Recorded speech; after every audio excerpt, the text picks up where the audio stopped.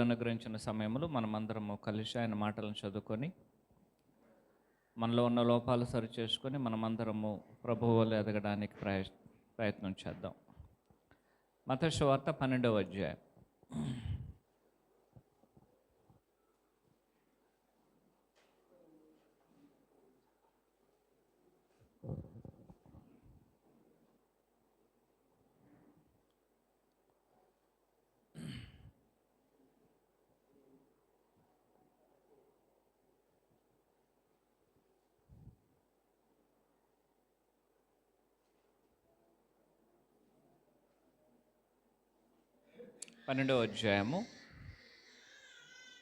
మత్తయి సువార్త 12వ అధ్యాయం.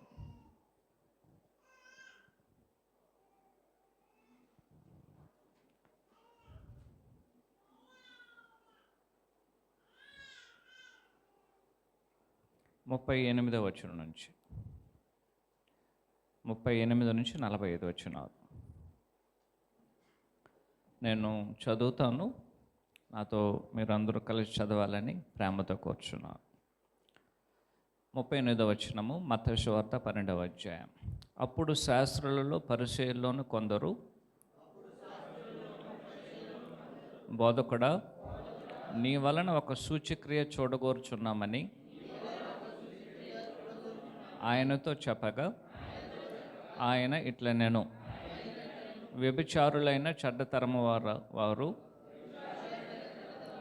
సూచక్రియను అడుగుచున్నారు. ప్రవక్త అయిన యోనాను గూర్చిన సూచక్రియే కానీ మరి ఏ సూచక్రియ అయినను వారికి అనుగ్రహించబడదు. యోనా 3 రాత్రింబగళ్ళు తిమింగలము కడుపులో ఎలాగుండెను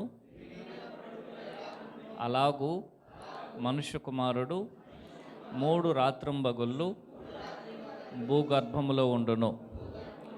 నినివే వారు యోనా ప్రకటన విని మారు మనసు పొందిరి కనుక విమర్శ సమయమున నినివే వారు ఈ తరము వారితో నిలబడి వారి మీద నేరస్థాపన చేతురు. ఇదిగో, యోనా కంటే గొప్పవాడు ఇక్కడున్నాడు. విమర్శ సమయమున దక్షిణ దేశపు రాణి ఈ తరము వారితో నిలువబడి వారి మీద నేరస్థాపన చేయును. ఆమె సొలొమోను జ్ఞానము వినుటకు భూమ్యంతముల నుండి వచ్చెను. ఇదిగో, సొలొమోను కంటెను గొప్పవాడు ఎక్కడున్నాడు. 42 వచనాలు మొదట చూద్దాం, తర్వాత 43వ వచనం నుంచి ఆలోచన చేద్దాం. ఎవరితో ఆయన మాట్లాడుచున్నాడో 38వ వచనం గమనించారు. ఎవరైతే ప్రభు యొద్ద ప్రశ్నను అడిగారో వారితో ఆయన మాట్లాడుచున్నాడు. ఎవరితో ఆయన మాట్లాడుచున్నారండి? శాస్త్రులలోను పరిసయ్యుల్లోను కొందరు. శాస్త్రులు పరిసయ్యులు కొంతమంది వచ్చి ప్రభువు దగ్గర ఒక సూచక్రియను అడగడానికి ప్రయత్నం చేశారు. అయితే ప్రభువు వారు అడిగిన ప్రశ్నకు ఆయన సూచక్రియను అనుగ్రహించవచ్చును, దానికన్నా గొప్ప సూచక్రియలను కూడా అనుగ్రహించవచ్చును. కానీ ప్రభువు ఒక కొత్త సూచక్రియను ఇవ్వడానికి ఆయన వెరవడం జరిగింది. కారణం ఏమిటంటే, ఆనాడు యూదులు ఎవరినైనా ఒకరు నమ్మవలేనంటే వారికి సూచక్రియలు అనేది అవసరమైనటువంటిది. నిర్గమకాండము 4వ అధ్యాయము 8-9 వచనాలు.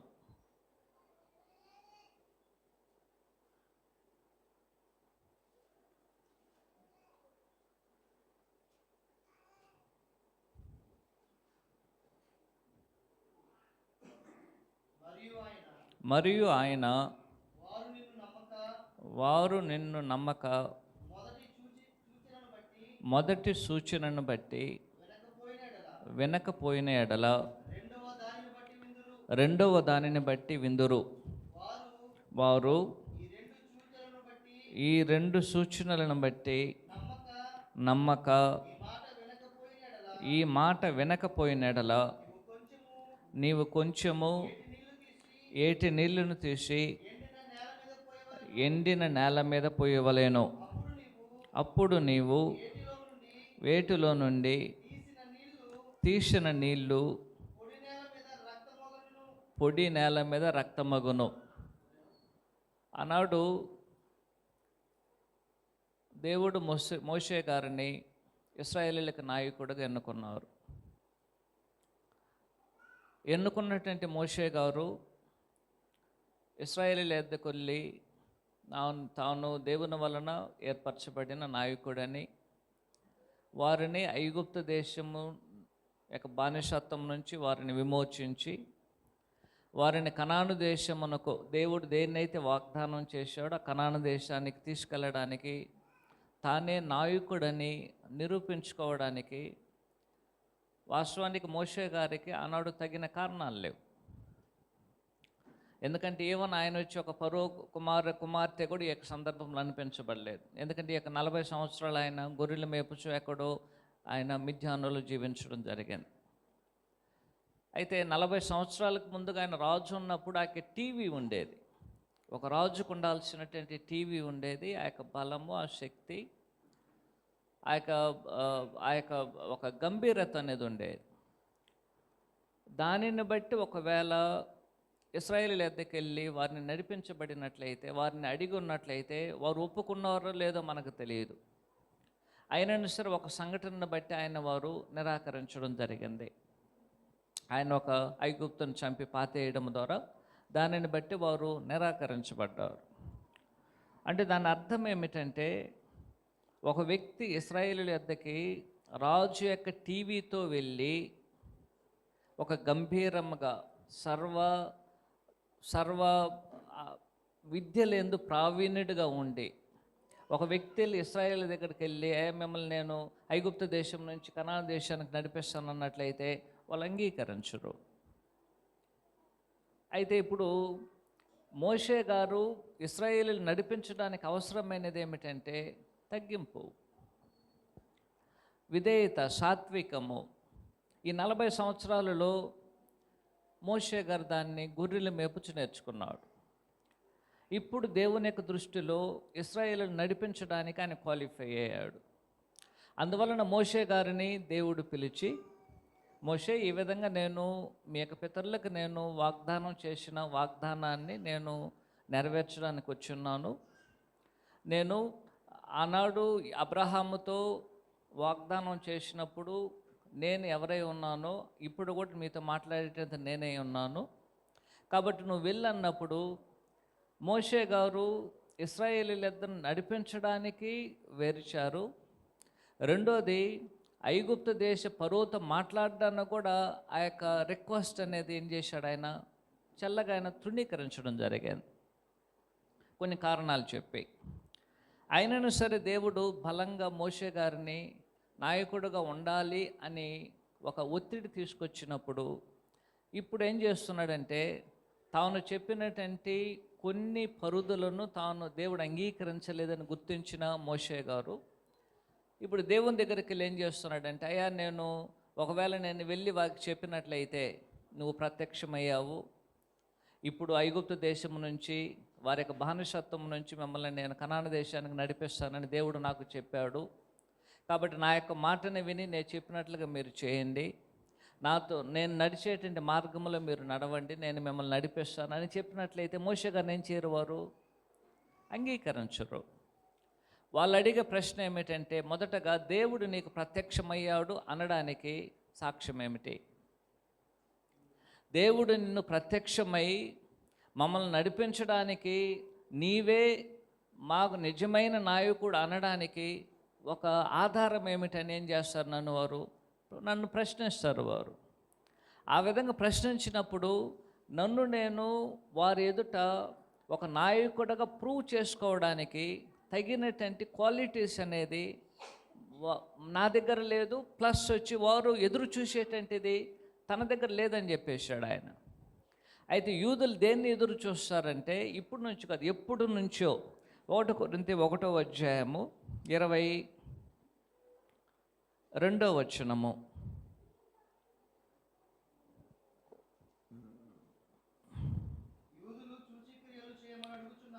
యూదులు సూచక్రియలను చేయమని అడుగుచున్నారు. 1 కొరింథీ 1:22. ఏదైనా ఒక సంగతిని అది దైవీకమైనట్లయితే దానిని యూదులు నమ్మవలేనంటే, విశ్వాసం ఉంచవలేనంటే, వారు నిజముగా దేవుని వలన నడిపించబడుతున్నారు అనడానికి వారికి ఒక సాక్ష్యము లేక ఆధారం అనేది అవసరం. వారు ఎదురు చూసేటువంటి ఆధారం ఏమిటంటే, దేవుడు నిజముగా మిమ్మల్ని ఎన్నుకొని ఉన్నట్లయితే, మోషే మాకు ఏం చేయ, నువ్వు ఒక సూచక్రియను చూపించు, అప్పుడు మేమేం చేస్తాం, మేము నమ్ముతామని చెప్తారు. ఆ యొక్క కారణమును మోషే గారు ఏం చేశారు? ఇప్పుడు దేవుని దగ్గరికి తెలియజేసినప్పుడు మోషే గారికి దేవుడు ఏం చేశాడు? 3 సూచక్రియలను అనుగ్రహించడం జరిగింది. ఒకటేమిటంటే తన చెయ్యిని కానీ తన రొమ్ము మీద పెట్టుకున్నప్పుడు కుష్టు వలె మారుతుంది. దానిని మరలా తీసేసినట్లయితే ఏమవుతుంది? మరి అదే విధంగా అవుతుంది. రెండోది ఏమిటంటే నీళ్లను రక్తంగా మార్చడం. మూడోది కర్రను పడవేసినప్పుడు అది పాముగా మారడం. ఈ 3 సూచక్రియలను దేవుడు ఆయనకు అనుగ్రహించి ఫరో దగ్గరికి పంపించడం జరిగింది. ఫరో దగ్గరికి పంపించడానికి ముందుగా వీటిని ఏం చేశాడు ఆయన? మొదట ఇశ్రాయేలీయులు నన్ను నమ్మాలి. ఫరోను వెళ్ళి నేను అడగవలేనంటే, మీ పక్షమున నిలబడి నేను ఫరో యొద్ద వీరిని విడిపించు, మేము దేవుని యొక్క సన్నిధిని 3 రోజులు గడపవలేం, లేక మాకు వాగ్దానం చేసినటువంటి దేశానికి మేము ప్రయాణం అవ్వాలి అని ఇశ్రాయేలుల పక్షమున ఒక నాయకుడిగా మోషే ఫరో ఎదుట నిలబడవలేనంటే మొదట ఎవరు అంగీకరించాలి? ఎవరి కొరకు ఆయన పోరాడుచున్నారో వారు అంగీకరించాలి. అందువలన ఏం చేశాడంటే ఆ యొక్క సూచక్రియలను మొదటగా మోషే గారు ఏం చేశారు? వారి ఎదుట చేయడం జరిగింది. 4వ అధ్యాయం నిర్గమకాండము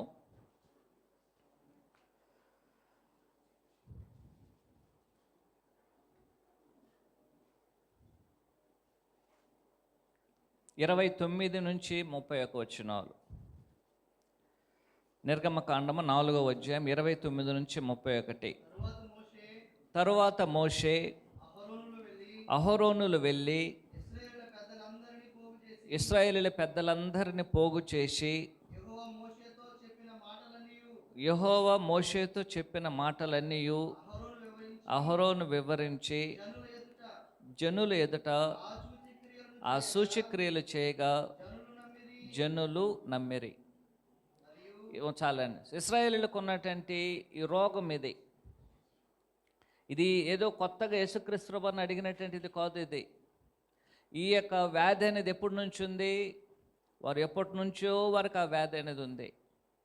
ఆ వ్యాధి అనేది మోషే కాలంలో ప్రారంభమైనటువంటిది, అక్కడ ఉన్నటువంటి ప్రజలతో ప్రారంభమైనది. ఇప్పుడు యేసుక్రీస్తు వారి కాలం వచ్చే వరకు కూడా ఏం చేయబడింది? ఆ వ్యాధి నుంచి వారు బయటపడలేదు. అయితే వాస్తవానికి ఆ విధంగా అడగడంలో న్యాయం ఉంది. ఎందుకంటే అబద్ధ ప్రవక్తలు కూడా ఏం చేయవచ్చును? వారు కూడా దేవుని వలన పంపించబడ్డారని ప్రజలను మోసగించడానికి అవకాశం ఉంది. కాబట్టి నిజమైన ప్రవక్త కాదా లేక నిజమైనటువంటి నాయకుడా కాదా అని తెలుసుకోవడానికి కూడా యూదులు యొక్క సూచక్రియలను అడగడంలో తప్పు ఒక రకంగా కాదు. అయితే సమస్య ఏమిటంటే మోషే గారిని అడగడంలో న్యాయం ఉంది. ఎందుకంటే 40 సంవత్సరాలు ఇక్కడ ఆయన ఫరో కుమారుడిగా పరిగణించారు. తర్వాత 40 సంవత్సరాల వారికి కంటికి కనబడలేదు.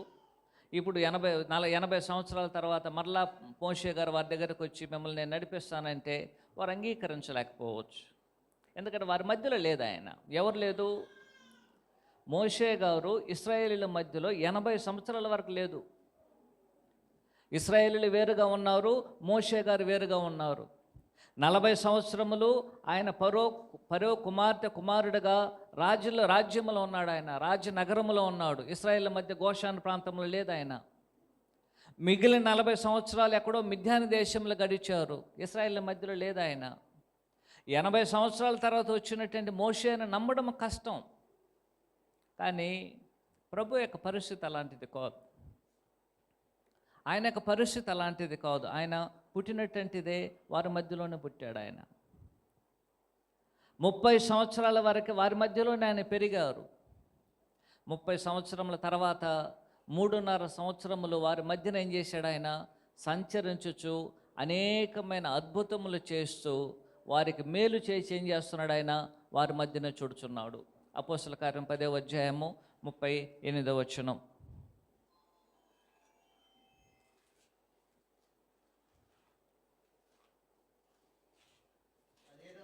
అదేదనగా దేవుడు నజరేయుడను యేసును పరిశుద్ధాత్మతోనూ శక్తితోనూ అభిషేకించునన్నది దేవుడు ఆయనకు తోడై ఉండిన గనక ఆయన మేలు చేయొచ్చు అపవాది చేత పీడించబడిన వారందరినీ స్వస్థపరచు సంచరించుచూ ఉండెను. అవునండి, అవునా కాదండి? ప్రభు 33.5 సంవత్సరాలలో ఎన్ని సంవత్సరాలు ఆయన బయట జీవించారండి? ఎక్కడ కూడా ఆయన జీవించలేదు.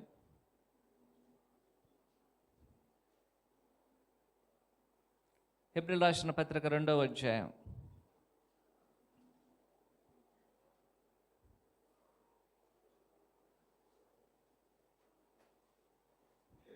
2-3-4 వచనాలు. ఇంత గొప్ప రక్షణను మనము నిర్లక్ష్యము చేసిన ఎడల ఎలాగో తప్పించుకుందుము. అట్టి రక్షణ ప్రభు బోధించుట చేత ఆరంభమై దేవుడు తన చిత్తానుసారముగా సూచక్రియల చేతను మహత్కార్యముల చేతను నానా విధములైన అద్భుతముల చేతను వివిధమైన పరిశుద్ధాత్మని వరములను అనుగ్రహించుట చేత వారితో కూడా సాక్ష్యం ఇచ్చుచుండగా వినిన వారి చేత మనకు దృఢపరచబడెను. ప్రభువును గురించి గమనించండి. ప్రభువు బోధించడానికి ప్రారంభించినప్పటి నుంచి ఆయన అనేకమైన అద్భుతములను సూచక్రియలను మహత్కార్యములను వారి మధ్య చేస్తున్నాడు. ఆయన ప్రభువును గురించి వారు ఎవరు కూడా ఆయన ఆయన ఆయన ఎలాంటి ఒక అద్భుతములు చేయలేదని ఎవరు కూడా సాక్ష్యం చెప్పలేరు. ఆయన అనేకమైన సూచక్రియలు చేశారు, అనేకమైన అద్భుతాలు చేశారు. ఇదే 12వ అధ్యాయానికి ముందుగా ఎంతమంది స్వస్థపరచబడ్డారో ఒకసారి మీరు ఆలోచించే. ప్రభు ఎప్పుడైతే బాప్తిసం పొంది పరిశుద్ధాత్మను వలన ఆత్మ వలన నడిపించబడిన అరణ్యములు శోధించబడిన తర్వాత ఆయన ప్రారంభమే ఏమవుతుంది? స్వార్థను ప్రకటించడం, అద్భుతాలు చేయడం, సూచక్రియలు చేయడం, అందరిని స్వస్థపరచడం. అందరూ ఎరిగినటువంటి ఒక సంగతి అది. కాబట్టి ప్రభు అనేకమైన అద్భుతాలు చేశారు. ఒక అద్భుతం, 2 అద్భుతాలు కదా, అనేకమైన సూచక్రియలు చేశారు. ఆయన అనేక విధములైనటువంటి మహత్కార్యములు చేశాడు వారి మధ్య. ఇన్ని చేసినను సరే అక్కడ ఉన్నటువంటి యూదులు యేసుక్రీస్తు ప్రభువు అనే దేవుని కుమారుడని, ఆయన మెస్సయ్య అని గుర్తించడానికి వారికి ఏం లేదు, ఇంకా కూడా నిజమైన కారణాన్ని వారు కనుగొనలేకపోతున్నారు. కారణం ఏమిటంటే వారి యొక్క హృదయం అనేది ప్రభు విషయంలో చాలా కఠినమైనటువంటిది. ప్రభువుని వారు దేవుని కుమారుడని, ఆయనే మెస్సయ్య అని, ఆయనే లోక రక్షకుడని విశ్వాసం ఉంచడానికి, నమ్మడానికి వారి యొక్క అంతస్తు అనేది కారణమైనది. వారి యొక్క స్టేటస్ అనేది వారిని యేసుక్రీస్తు వారికి దూరం చేసింది.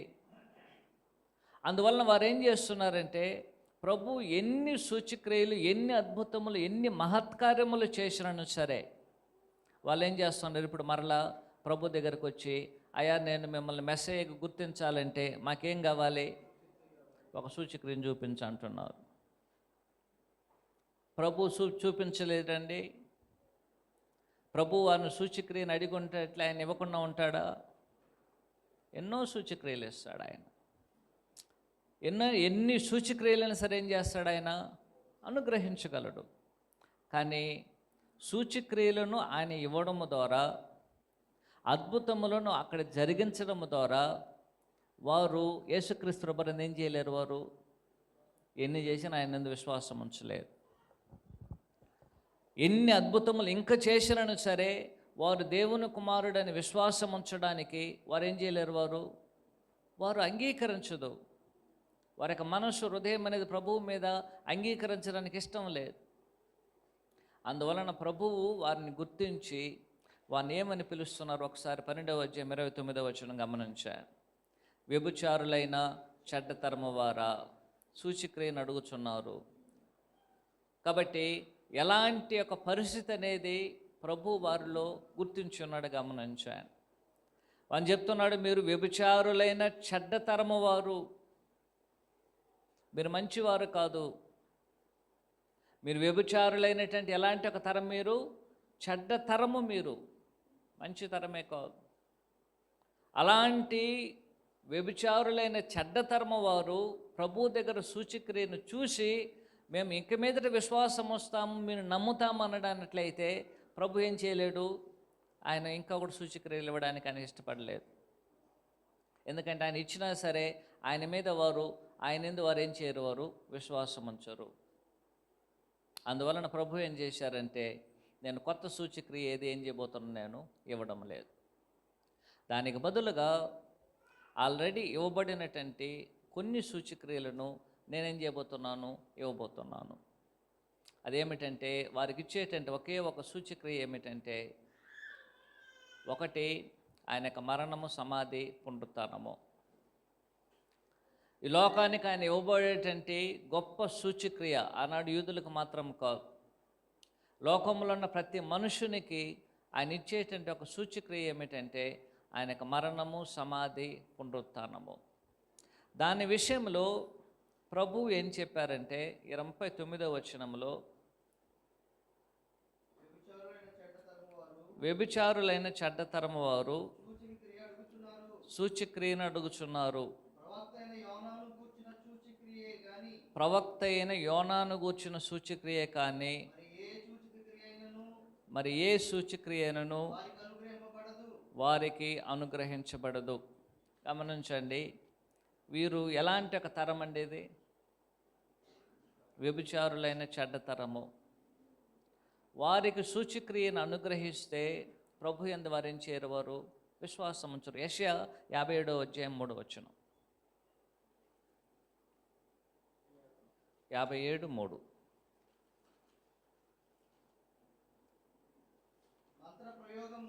మంత్ర ప్రయోగ పురుగులారా, వ్యభిచార సంతానమా, వేశ్య సంతానమా, మీరు ఇక్కడికి రండి. యెషయా గారు ఎవరిని చూసి చెప్తున్నాడని? ఆయన ఇశ్రాయేలును చూసి. అక్కడ ఉన్నటువంటి ఇశ్రాయేలీలు అదే వ్యభిచార సంతానం అనేది దేవుని యందు వారు ఏం చేస్తున్నారు, దేవుణ్ణి కూడా వారు ఏం చేస్తున్నారంటే అప్పుడు సందేహించారు. ఆనాడు ఇశ్రాయేలీలు ఏం చేశారంటే, ఇశ్రాయేల్ రాజు వాస్తవానికి ఇశ్రాయేల్ రాజు ఏం చేశారంటే ఇలాంటి ఒక సమస్యను ఆనాడు వారు కలిగి ఉన్నారు. ఇశ్రాయేల్ రాజు కలిగి ఉన్నారు, ఇశ్రాయేల్ ప్రజలు కూడా కలిగి ఉన్నారు. అయ్యా, మీరు వచ్చి నా యందు విశ్వాసం ఉంచండి, మీకు ఏది అడిగినా నేను ఇస్తానని దేవుడే చెప్పాడు. కానీ అక్కడ ఉన్నటువంటి రాజు ఏం చెప్పారంటే, అయ్యా నేను దేవుని మీద విసిగించలేను అని చెప్పినప్పుడు ఆయన ఇచ్చినటువంటి ఒక సూచన ఏమిటంటే, కన్యక గర్భవతి కుమారుని కన్ను అని యేసుక్రీస్తు ప్రభువును కూర్చొని సూచన ఆయన ఇచ్చాడు. అదే యెషయా గారు ఈ యొక్క తరాన్ని గురించి ఆయన మాట్లాడుతూ, వ్యభిచారులైన చెడ్డ తరములారా, మీరు అక్కడి నుంచి ఏం చేస్తున్నారు, అలాగే ఉన్నారు. అలాగూ అనేకమైన అద్భుతములు, సూచక్రియలు దేవుని వలన కలిగి ఇంకొను సూచక్రియలు అడిగేటువంటి వారు ఎలాగున్నారు? వ్యభిచారులైన చెడ్డ తరము. వారికి విధేయత ఉండదు, వారు నమ్మడానికి, వారు దేవుని యందు విశ్వాసం ఉంచడానికి వారికి మనస్సు ఉండదు. వారు ఏ విధములైనా సరే, అంటే ఏ అద్భుతము, ఏ విషయము, ఏ లేఖనం వారికి బోధించినను సరే వారు తమ్మును తాము కన్విన్స్ అవ్వడానికి అవేది పనికిరాదు. వారికి ఉన్నటువంటి ఒకే ఆలోచన ఏమిటంటే, వారు కోరుకున్నటువంటి ఒక సూచన అనేది మనం అనుగ్రహించబడినప్పుడే వారు ఏం చేస్తారు, వాళ్ళు నమ్ముతారు. అలాంటి వారు దేవునికి అవసరం లేదా? ఈనాడు మనం కూడా అనేక సందర్భాల్లో చెప్తాం, అయ్యా నేను నమ్ముకుంటాను, నేను కానీ మంచి మార్కులతో కానీ పాస్ అయితే ఏం చేస్తాను, నేను విశ్వాసం వస్తాను. నా బిజినెస్ కానీ బాగా జరిగిందంటే మా కుటుంబం అంతా కలిసి గుండు కొట్టించుకుంటాం. లేనట్లయితే మా కుటుంబం అంతా కలిసి నీ యొక్క సన్నిధికి వస్తాం. ఇదంతా కూడా ఏంటంటే అంటే మన యొక్క మనుషులను బట్టి మనం ఆలోచన చేసేటువంటిది. ఇక్కడ ఉన్నటువంటి సమస్య మనకు తెలుసో తెలీదో నాకు తెలియదు, కానీ ఈ చెన్నై ప్రాంతంలో ఉన్నటువంటి సమస్య ఏంటంటే వేలాంగిని అనేటువంటి ఒక ప్రదేశం ఉంది తమిళనాడులో. అది డీప్ సౌత్లో ఉంటుంది. అక్కడేం చేస్తారంటే 40 డేస్కి ఎలాగైతే హిందువులు 40 రోజులకి మాల వేసుకుంటారో వీళ్ళు కూడా 40 రోజులు మాల వేసుకుంటారు. ఎలాగైతే చెన్నై నుంచి తిరుమలకి నడిచిపోతారో ఇక్కడ చెన్నై నుంచి కూడా అక్కడ వేలాంగనికి నడిచిపోతారు అందు కుటుంబంతో కలిసి. వీళ్ళకి ఎలాగో 40 దినాలు ప్రత్యేకమైనటువంటి ఒక వస్త్రం ఉంటుందో వాళ్ళకి ఒక ప్రత్యేకమైన వస్త్రం వేసుకుంటారు. ఇక్కడ నుంచి నడుచుకెళ్ళి ఏం చేస్తారు, వాళ్ళు తిరుపతి వరకు నడుచుకునేటువంటి వాళ్ళు ఏం చేస్తారు, మంచి వెంట్రుకలు తెల్లని గుండు కొట్టుకుని దిగి వస్తారు. వీళ్ళ పని కూడా అదే. వీళ్ళు కూడా ఎక్కడి నుంచి వెళ్ళిపోవడము, అక్కడ గుండు కొట్టుకుని బస్సులో మళ్ళీ ఇంటికి వచ్చేయడం. ఇదంతా ఏంటంటే ఇది వాళ్ళు నిజమైన క్రైస్తవులు కాదు మనకు తెలుసు, కానీ క్రైస్తవత్వం అనేది ఏ విధంగా మోసగించబడుతుందో గమనించాను. దేవా నువ్వు నాకు ఇది చేసినట్లయితే ఏం చేస్తాను, నేను నీ యందు విశ్వాసం ఉంచుతా. అలాంటి అంటే దేవుడు ఎంత చేసినను సరే మనుషులు ఏం చేయడం లేదు, దేవుని యందు విశ్వాసం. ఎంతకు ముందుగా యేసుక్రీస్తు ప్రభువు ఏం చేశాడు, ఒక పక్షవాయువు కలిగిన ఆయన్ని బాగుపరిచాడు, చనిపోయిన ఆయన లేపారు, మోగవాన్ని గుడ్డివాన్ని బాగుపరిచాడు, మరియు ఎక్కడో ఉన్నటువంటి శతాధిపతి కుమారుని బాగుపరిచాడు, 12 సంవత్సరాలు రక్తస్రావం కలిగిన స్త్రీని బాగుపరిచాడు ఆయన. ఎన్నో విశేషమైన సూచక్రియలు మహత్కార్యాలు ప్రభువు చేసినను సరే ఇంకా కూడా ఏం చేస్తున్నారు, అక్కడ పరిశీలి శాస్త్రులు సూచక్రియను అడుగుతున్నారు. ఇది ఇక్కడ ప్రభు మాట్లాడేటువంటి ఒక సంఘటన అనేది ఒక జనరల్ పబ్లిక్ను గురించి ఆయన మాట్లాడడం లేదు. ఎవరిని ప్రత్యేకించి మాట్లాడుతున్నాడు ఆయన 38వ వచనంలో శాస్త్రులు పరిశీలన గురించి ఆయన మాట్లాడుచున్నాడు. కాబట్టి అలాంటి ఒక శాస్త్రులు పరిశీలన గురించి ఆయన మాట్లాడుచున్నప్పుడు చెప్తున్నాడు, అయ్యా మీరు వ్యభిచారులైనటువంటి చెడతరము. కాబట్టి ప్రభు ఇచ్చినటువంటి ఒక ఉన్నతమైన సూచక్రియ ఏమిటంటే ఆయన చెప్తున్నాడు, ఇచ్చినటువంటి సూచక్రియ అనేది ఏం చేయబడిపోతుంది, రిపీట్ అవబోతుంది. యోనాను గుర్చినటువంటి సూచక్రియను ఆల్రెడీ ఇవ్వబడింది, కానీ అలాంటి ఒక సూచక్రియ అనేది ఏం చేయబడిపోతుంది, మరలా అది రిపీట్ కాబోతుంది. అదే మీకున్నటువంటి సూచక్రియ. ఆ సూచక్రియ అనేది ఏమిటి, ఆ సూచక్రియ అనేది ఏమిటంటే యేసుక్రీస్తు వారు యేసుక్రీస్తు యోనా గారు ఎలాగైతే తిమింగం కడుపులో 3 రోజుల నుంచి ఆయన బయటకు వచ్చారో అలాగనే ప్రభువు కూడా 3 దినములుండి ఆయన ఏం చేయబోతున్నాడు, ఆయన బయటికి రాబోచున్నాడు. 38, 39 వచనం ఒకసారి చదువుదాం. ఆయన 40 వచనం, 12వ అధ్యాయం 40 వచనం. యోనా 3 రాత్రింబగళ్ళు తిమింగపు కడుపులో ఎలాగుండెనో అలాగు మనుష్య కుమారుడు 3 రాత్రింబగళ్ళు గర్భములో ఉండును. యోనా గారు 3 దినములు తిమింగం కలుపులో ఉన్నారు.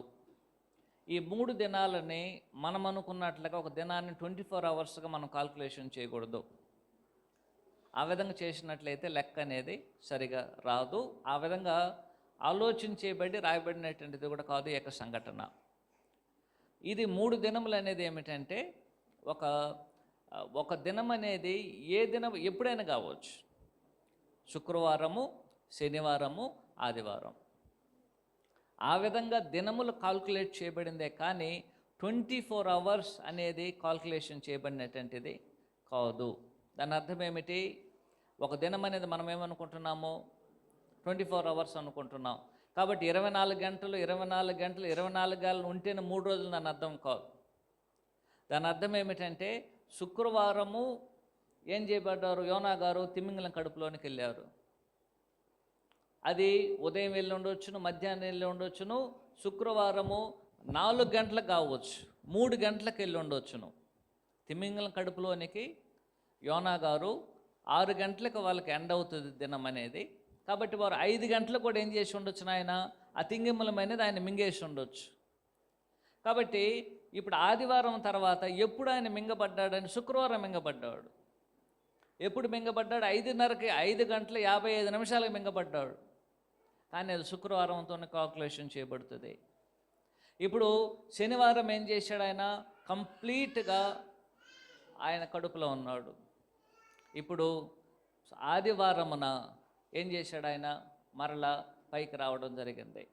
అంటే తిమింగలంలో వచ్చి ఆయన్ని బయటికి కక్కేయడం జరిగింది. భూమి మీదకి వచ్చాడు ఆయన, మరలా భూమి మీదకి రావడం జరిగింది. అలాగునే ప్రభువు కూడా 3 దినములు భూగర్భంలో ఉన్నారని తెలియజేసేటువంటి సందేశం అది. కాబట్టి అదే కోణంలో మనం ఆలోచన చేయాలి. ప్రభువు ఏం చేయబడ్డారు? సిలువ వేయబడ్డారు. శుక్రవారం ఏం చేయబడ్డారు? ఆయన సిలువ వేయబడ్డారు. సాయంకాలం ఏం చేశారు? ఆయన్ని తీసుకెళ్ళి ఆయన్ని సమాధిలో పాతిపెట్టడం జరిగింది. ఎందుకంటే శనివారం మహాదినం కాబట్టి శుక్రవారమే తీసుకెళ్ళి ఆయనని పాతిపెట్టడం జరిగింది. శుక్రవారం విశ్రాంతి దినము. విశ్రాంతి దినం ఏదైనా పండుగ వచ్చినట్లయితే అది మహాదినంగా పిలువబడుతుంది. ఆ మహాదినమున ఇశ్రాయేలీయులు ఎవరు కూడా సిలువ మీద ఉండడము వారికి ఆ యొక్క పండగకి వారికి అపవిత్రము కాబట్టి ఆ యొక్క ఎవరిని వేలాడదీసినా సరే ఆ రోజు ఏం చేస్తారు? వారు తీసేస్తారు. ఏమని చనిపోకపోయినా సరే కాళ్ళని విరగొట్టి ఆ రోజు చంపేయడం అనేది జరుగుతుంది. కాబట్టి మరుసటి రోజు ఏం చేశారు? ఆ రోజు శుక్రవారం ఏం చేశారు? ప్రభువుని సమాధి చేశారు. కంప్లీట్గా శనివారం ఆయన ఆ యొక్క భూగర్భంలో ఉన్నారు. మరలా ఆదివారం ఉదయం ఏం చేశాడు? ఆయన పునరుత్థానుడు అవ్వడం జరిగింది. రోమీయులకు రాసిన పత్రిక 1వ అధ్యాయము 4వ వచనం.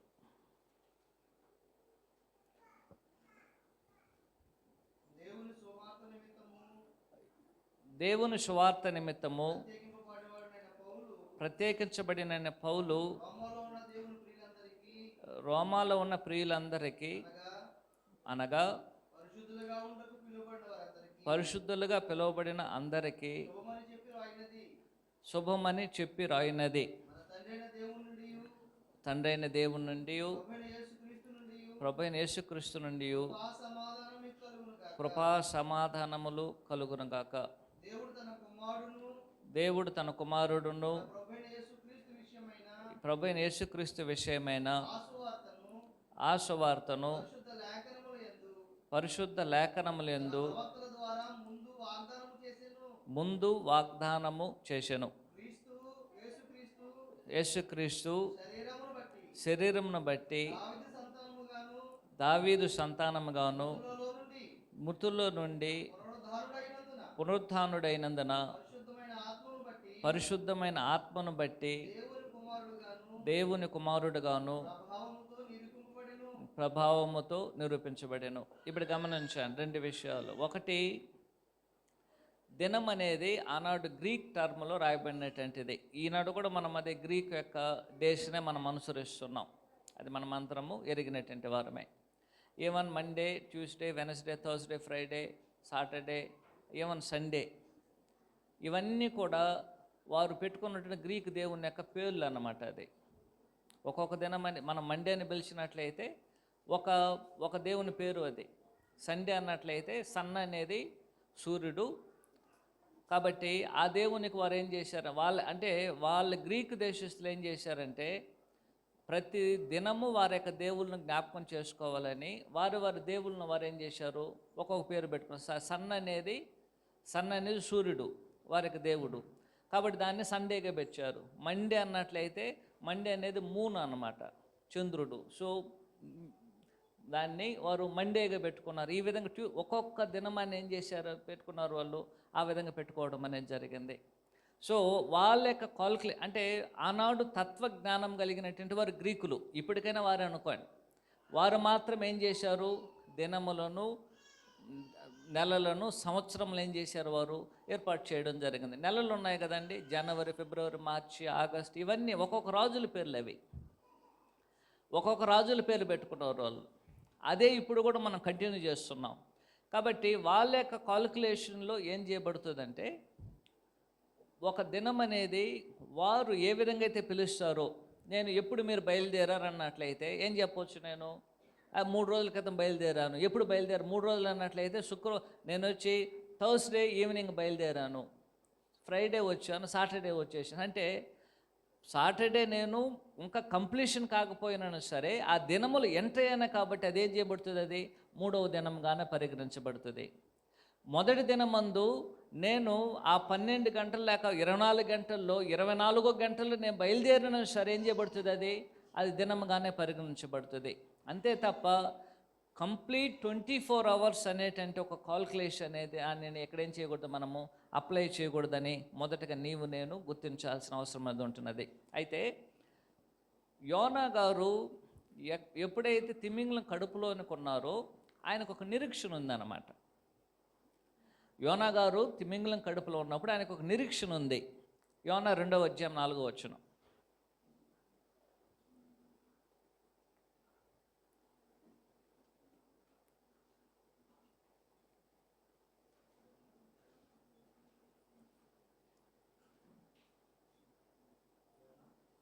యోనా 2:4. నీ సన్నిధిలో నుండి నేను వెలివేయబడినను నీ పరిశుద్ధ ఆలయము తట్టు మరలా చూచెదను అనుకుంటునే. యోనా గారికి ఒక నిరీక్షణ ఉందండి. తిమింగ కడుపులో ఆయన వెళ్ళిపోయినను సరే, ఆయన తిమింగ కడుపులో 3 దినాలు ఉన్నను సరే, ఆ ఉన్నటువంటి దినాలలో యోనా గారికి ఒక నిరీక్షణ ఉంది. ఏం నిరీక్షణ ఉంది? అయా నేను ఈ యొక్క తిమింగలం కడుపులో ఉన్నాను, తిమింగలం కడుపులో నేను చేయబడతాను, నేను చచ్చిపోతానని లేక అలాగే మరణిస్తానని ఒక ఆలోచన ఆయనకి లేదు. అయితే దేవుని దానికి ఏం నిరీక్షణ ఉందంటే 2వ అధ్యాయం 4వ వచనం చెప్తున్నాడు, మరలా నేనేం చేస్తాను, నీ యొక్క సన్నిధికి వస్తాను. ఎక్కడుంది వారి యొక్క సన్నిధి? ఆనాడు వారు కోరుకున్నటువంటిది యెరూషలేము. నేను మరలా నీ యొక్క సన్నిధిలోనికి వచ్చి నేనేం చేస్తాను, నిన్ను నేను స్తుతిస్తాననే ఒక నిరీక్షణను యోనా గారు ఏం చేస్తున్నారు, ఆ యొక్క తిమింగలం గర్భంలో ఉన్నప్పుడే ఆయన ఆలోచన చేయడం జరిగింది. అలాగునే యేసుక్రీస్తు వారు కూడా చనిపోయి 3 దినములు ఆయన ఆ పాతాళంలో ఉన్నప్పుడు, లేక ఆ సమాధిలో ఉన్నప్పుడు ఆయనకు ఉన్నటువంటి నిరీక్షణ ఏమిటంటే, ఆయన కూడా 3వ దినం ఏం చేయబడతాడు, ఆయన లేపబడతాడు. అపోస్తల కార్యం 2వ అధ్యాయం 26, 27 వచనాలు.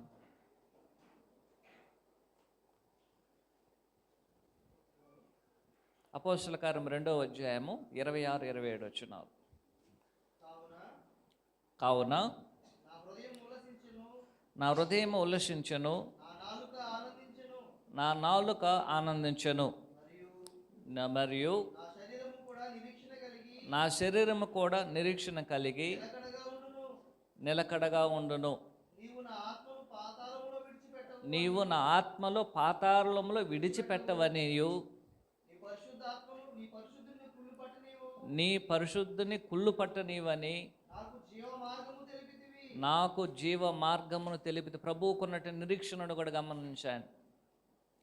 3 రకాలుగా ఆయనకు నిరీక్షణని తెలియజేయబడింది. నా యొక్క శరీరం అనేది ఏం చేయబడదు, కుళ్ళు పట్టనివ్వదు. నన్ను పాతాళముల దేవ ఏం చేయవు, నువ్వు విడిచిపెట్టలేవు.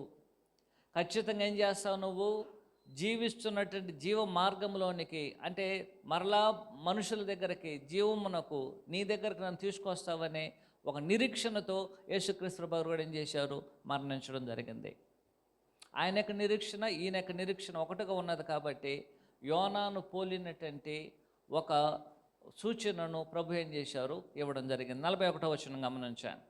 నినివే వారు యోనా ప్రకటన విని మారు మనసు పొందిరు కనుక విమర్శ సమయన నినివే వారు ఈ తరంలో నిలబడి వారి మీద నేరస్థాపన చేతురు. ఇదిగో యోనా కంటే గొప్పవాడు ఇక్కడ ఉన్నాడు. 41వ వచనంలో, వాస్తవానికి 40వ వచనంలో ప్రభువు ఒక సూచనను ఇచ్చారు. ఇవ్వబడిన సూచననే మరలా ఏం చేయబడుతుంది, అది పునరుద్ధరించబడుతుంది ప్రభు యొక్క మరణ సమాధి పునరుత్థానంలో. అయితే ఆ సూచన అనేది వీరికి తీర్పరగా ఉండడం అనేది వారికి జరిగినటువంటి నష్టము. ఎవరికి? ఏ శాస్త్రులు ఏ పరిశీలు అయితే ప్రభు దగ్గర సూచక్రియని అడిగారో ఆ సూచక్రియ అనేది ఎలాగున వారికి నష్టమును ఏర్పాటు చేస్తున్నదో 41వ వచనమని తెలియజేస్తుంది. గమనించండి. 41వ వచనం గమనించండి. నినివే వారు యోనా ప్రకటన విని మారు మనసు పొందిన గనుక విమర్శ సమయమున నినివే వారు ఈ తరము వారితో నిలబడి వారి మీద ఏం చేయబడబోతున్నారు? నేరస్థాపన చేయబడబోతున్నారు. ఎందుకంటే వారు నేరస్థాపన చేస్తారు? ఎందుకు వారు నేరస్థాపన చేయబోతున్నారు? ఎందుకండి? ఏదైనా కారణమా? 2 కారణాలు ఉన్నాయి. ఒకటి, యోనా వచ్చి వారికి సంబంధించిన ప్రవక్తే కాదు. ఎవరికి నినివేకి సంబంధించిన ప్రవక్తే ఆయన కాదు. 2, ఎక్కడో ఉన్నటువంటి ఒక ప్రవక్త అనుజనులైనటువంటి నినివే వారి యొద్దకు వచ్చి మీరు 40 దినముల్లో దేవుడు మీరు మారు మనసు పొందకపోయినట్లయితే నాశనమైపోతారు అని ప్రకటించిన వెంటనే రాజు మొదలుకొని దాసురాల వరకు తమ్మును తాము వారు మార్చుకొని గోనెపట్ట కట్టుకొని ఎవరికి ఈవెన్ జంతువులు కూడా ఆహారం పెట్టకుండా వారు ఏం చేశారు? వారు దేవుని వలన అలాంటి ఒక మారు మనసును చూపించి దేవుని యొక్క శిక్ష నుంచి తప్పించుకోవడానికి వారు చేసినటువంటి ప్రయత్నం అది. అయితే ప్రభు ఏం చేస్తున్నారు? ప్రభు వచ్చి ఇక్కడ వారికి దేవుని యొక్క రాజ్యాన్ని గురించి బోధిస్తున్నాడు. ఆ రాజ్యంలో వారు చేరకపోయినట్లయితే వారికి ఉన్న నష్టం ఏమిటో తెలియజేస్తున్నారు. ఆయనే దేవుని కుమారుడని, ఆయనే మెస్సయ్య అని ఆయన అనేక సందర్భాల్లో ఆయన బోధించారు. అయినను సరే ఆయన మెస్సయ్య దేవుని కుమారుడని నిరూపించడానికి అద్భుతములు, సూచక్రియలు, మహత్కార్యములు చేశారు. అయినను సరే వీరేం చేయడం లేదు, నమ్మడం లేదు. కానీ నినివే పట్టణానికి వెళ్ళినటువంటి యోనా గారు ఏ అద్భుతము చేయలేదు, ఏ సూచక్రియ కూడా చేయలేదు, ఏ మహత్కార్యమును కూడా ఆయన చేయలేదు. అయినను సరే యోనా యొక్క మాటలను అక్కడున్న అన్ని జనులు ఏం చేశారు? నమ్మారు. ప్రభువు బోధించారు, వారి మధ్య, ఇశ్రాయేళ్ల మధ్య బోధించారు. వారు బోధించిందని నమ్మడానికి అనేకమైన అద్భుతములు, సూచక్రియలు, మహత్కార్యాలు చేశారు. అయినను సరే ఇశ్రాయేలీయులు ఏం చేయడం లేదు, నమ్మడం లేదు. అందువలన ఆయన చెప్తున్నాడు, వారు ఏం చేయబోతున్నారు? మీ మీద వచ్చి నేరస్థాపన చేస్తారు. కారణం ఏమిటంటే యోనా కన్నా గొప్పవాడు మీ మధ్య ఉన్నాడు. ఆయన ఎవరండి? యేసుక్రీస్తు అని నీవు నేను గుర్తించాల్సినటువంటి అవసరం అనేది ఉంటున్నది. ఎలాగున ప్రభు యోనా కన్నా గొప్పవారుగా ఉన్నారు. ఒకటి, యోనా గారు మనుషుడు మాత్రమే, అయితే ప్రభువు దేవుని కుమారుడు, మెస్సయ్య.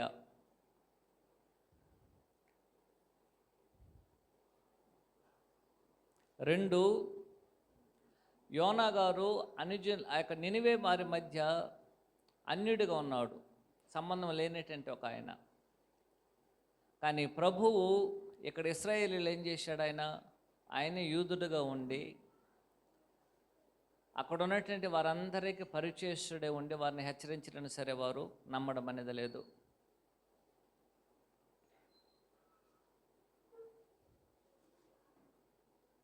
3, యోనా గారు ఆనాడు ఏం చేశారంటే ఆయన ప్రసంగించినటువంటి ఒకే ఒక విషయం ఏమిటంటే నినివే పట్టణము 40 దినములలో నాశనం అవుతుంది, మారు మనసు పొందండి. దీనికి మించి ఏం ప్రసంగించాలి ఆయన ప్రసంగించిందంతా అంతే. 40 దినాల్లో నినివే పట్టణం నాశనం అవుతుంది మీరు మారు మనసు పొందకపోతే. దానికి మించి ఏం ప్రసంగించాల. ఆయన దేవుని రాజ్యాన్ని గురించి బోధించలేదు, దేవుని గురించి బోధించలేదు. అయితే దేవుని యొక్క శిక్షను గురించి బోధించారు. మరియు వారు ఎలాగో మార్చుకోవాలని కూడా యోనా గారు బోధించలేదు. యోనా గారు వచ్చి ఈ విధంగా మీరు మార్పు పొందండి అంటే 40 దినాల్లో శిక్ష రాబోతుంది, ఆ శిక్షకి మీరు ఎలాగూ మార్చుకునవలేను, ఎలాగూ మీరు పశ్చాత్తాపడవలేను, ఆ విషయాలను కూడా యోనా గారు ఏం చేయలేదు, ఎక్కడో కూడా చెప్పలేదు. వాస్తవానికి ఏంటంటే యోనా గారి యొక్క కోరిక అంతా కూడా నినివే పట్టణం నాశనం అయిపోవాలని. కానీ ప్రభువు వచ్చి ఏం చేశారు? ఆయన కూడా దేవుని యొక్క వాక్యాన్ని బోధించారు, మారు మనసు పొందమని. ఎలా మారు మనసు పొందవలేనో అనేకమైన విషయాలు చెప్పారు. దాంట్లో ఒకటి తప్పిపోయినటువంటి గొర్రె, తప్పిపోయిన నాణ్యము, తప్పిపోయిన కుమారుడు, అనేకమైన అనేకమైనటువంటి ఉదాహరణలు ఆయన తెలియజేశారు. ఎలాగో ఒక వ్యక్తి మారు మనసు పొందినట్లయితే వారు రక్షణ పొందుతారో అనేకమైనటువంటి చెట్లను కూడా ఏం చేశాడు ఆయన ఉపయోగించారు. మారు మనసు తగిన ఫలములను ఫలించండి. మంచి ఫలాలు ఫలిస్తే కానీ అది మంచి చెట్టు కాదు, చెడ్డ ఫలాలు ఫలిస్తే చెడ్డ చెట్టు. ప్రభువు ఒక వ్యక్తి మారు మనసు పొందడానికి, ఒక వ్యక్తి పాప క్షమాపణ పొందడానికి, ఒక వ్యక్తి దేవుని యందు అంగీకరించబడ్డానికి విశేషమైన బోధలను ఏం చేశాడు ఆయన బోధించారు. ఒక పరిశుద్ధమైన జీవితంను ఎలాగో జీవించవలేనో యేసుక్రీస్తు వారు ఒక మాదిరిగా చూపించారు. అయినా సరే వారు ఏం చేయలేదు, నమ్మలేదు. యోనా కన్నా ప్రభువు వచ్చి గొప్ప వాక్యమును బోధించినను సరే ఇక్కడున్న వారు ఏం చేయడం లేదు, నమ్మడం లేదు. కాబట్టి యోనా గారి కన్నా యేసుక్రీస్తు వారు ఎలా గొప్పవారంటే, ఒకటి మనం చెప్పినట్లుగా యోనా గారు మనుషుడు మాత్రమే, కానీ యేసుక్రీస్తు వారు దేవుని కుమారుడు కాబట్టి ఆయన గొప్పవాడు. రెండోది, ఆనాడు యోనా గారు నినివే పట్టణానికి ఒక అన్యుడు, తెలియనటువంటి వాడు. కానీ యేసుక్రీస్తు వారు ఇక్కడ అందరికీ తెలిసినటువంటి ఆయనే, అందువలన ఆయన గొప్పవాడుగా ఉన్నాడు. మూడోది ఏమిటంటే, ఆనాడు యోనా గారు బోధించినటువంటి బోధలో ఒక లైన్ మాత్రం ఉంది, కానీ దాంట్లో ఉన్నటువంటి వివరణ అనేది లేదు. కానీ యేసుక్రీస్తు వారికి బోధ అనేది యోనా యొక్క బోధ కన్నా గొప్పది కాబట్టి యోనా కన్నా ప్రభువు గొప్పవారుగా ఉన్నారు. నాలుగోది ఏమిటంటే,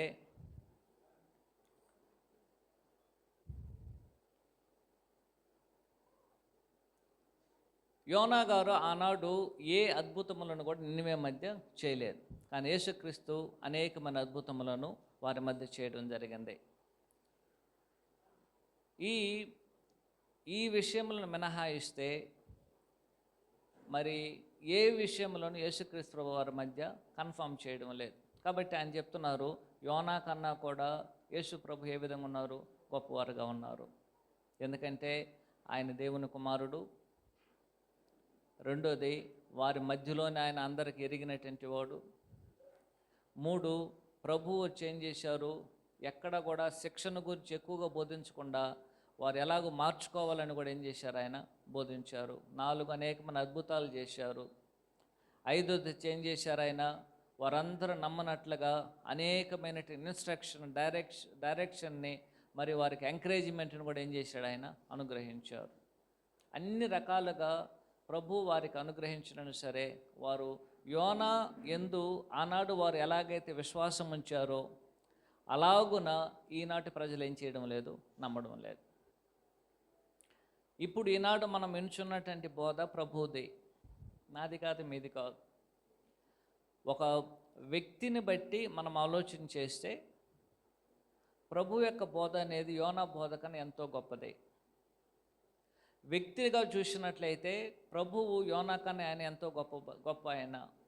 మూడు, పంపించబడిన విధానంలో చూసినట్లయితే యోనా గారు ఇశ్రాయేల్ దేశం నుంచి పంపించబడ్డారు, కానీ ప్రభువు పరలోకం నుంచి మన మధ్యకి రావడం, ఆ విధానంలో ఆయన గొప్పవాడు. యోనా గారు ఏ అద్భుతం చేయలేదు, ప్రభు వచ్చి అనేకమైన అద్భుతాలు చేశారు. యోనా గారు శిక్షణ గురించి బోధించారు, కానీ ప్రభు ఏం చేశారు, మారు మనసు నిమిత్తము ఎలాగూ మార్చుకున్న వాళ్ళైనా వాటన్నిటికి కావలసిన మాధురులను ఆయన అనుగ్రహించడం జరిగింది. ఇన్ని విధములుగా యోనా కన్నా ది బెస్ట్ వేలు యేసుక్రీస్తు వారు కనబడుచున్నప్పుడు ప్రభు యొక్క బోధన ఆనాటి తరం ఏం చేయలేకపోయారు, నమ్మి మారు మనసు పొందడానికి వారు ఏం చేయలేదు, వారు ఇష్టపడలేదు. అందువలన ప్రభు చెప్తున్నారు, ఆ తరము వారు ఏం చేయబడిపోతారు, ఈ తరము వారి మీద నేరస్థాపన చేస్తారు. అలాంటి ఒక నేరస్థాపన అనేది చేయబడినప్పుడు వారికి శిక్ష అనేది ఏం చేయబడుతుంది, మరి ఎక్కువ కఠినంగా ఉంటుంది. అంతే కదా, ఆనాడు ఏమని నేరస్థాపన చేస్తారు, అయ్యా యోనా గారు మా దగ్గరకు వచ్చారు, మేము మారు మనసు పొందాం, ఆయన అద్భుతాలు చేయలేదు, ఎలాగో మార్చుకోవాలని చెప్పనో లేదు, ఆయన వచ్చినట్టంటే ఆయన ఎక్కడి నుంచి వచ్చాడు, ఆయన యెరూషలేము నుంచే వచ్చాడు, అయినా సరే మేము నమ్మాం. మేము ఒక్కడిని మాత్రం కాదు, రాజు నుంచి దాసుల వరకు మేము నమ్మాం. మా జంతువులు కూడా మేము భోజనాలు పెట్టలేదు, ఎందుకంటే దేవుని గురించి, దేవుని యొక్క శిక్షను గురించి మేమేం చేసాం, మేము భయపడ్డాం. వారు దేవుని గురించి భయపడ్డారో లేదో, దేవుని యొక్క శిక్షను గురించి వారు భయపడ్డారు. ఇక్కడ ప్రభువును చూసి దేవుని గురించి ఏం చేయడం లేదు, వీరు వారిని భయపడడం లేదు, విశ్వాసం ఉంచడానికి ఇష్టపడడం లేదు, మారు మనసు పొందడానికి కూడా వారు ఇష్టపడడం లేదు. అందువలన వారు వ్యభిచారులైన చెడ్డతరముగా ఉన్నారు. ఎవరైతే ప్రభు యొక్క బోధన విని విశ్వాసం ఉంచి మారు మనసు పొంది ప్రభువుకు విధేయత చూపడానికి వెరుస్తారో వారు వ్యభిచారులైన చెడ్డతరముగా ఉన్నారు. నేను ఎవరిని పర్టికులర్గా చెప్పడం లేదు. ఒకవేళ మనలో ఎవరైనా ఉన్నట్లయితే ఆలోచన చేసుకోండి. ఓర్పుతో వినటండి. మీ అందరికీ ప్రభువైన యేసుక్రీస్తు యొక్క నామంలో వందనాలు తెలియజేసుకుంటూ ఈ కార్యక్రమాన్ని ముగిస్తున్నాను. అందరికీ వందనాలు.